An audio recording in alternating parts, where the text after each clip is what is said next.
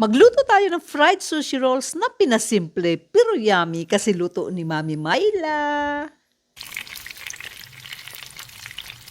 Gagamit tayo ng 2 latang tuna flakes, pwedeng in oil or water, drain and durugin gamit ang fork, timplahan ng ground black pepper and salt, lagyan ng all-purpose cream, mayonnaise, and mix until well blended. Set aside.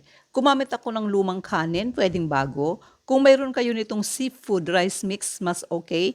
If wala, okay na yung seasoning powder.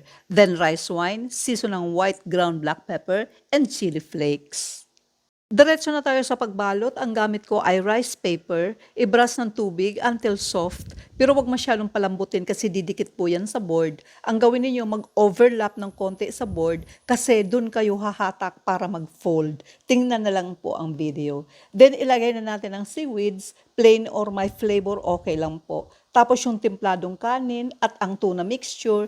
Lagyan ng carrots. Pwede po kayong maglagay ng shrimp or crab sticks, then roll na just like making lumpia Shanghai. Then iprito na natin sa mainit na oil until golden brown each sides and make sure very crispy on the outside but yummy in the inside. O gawa na ng sawsawan at kainan na!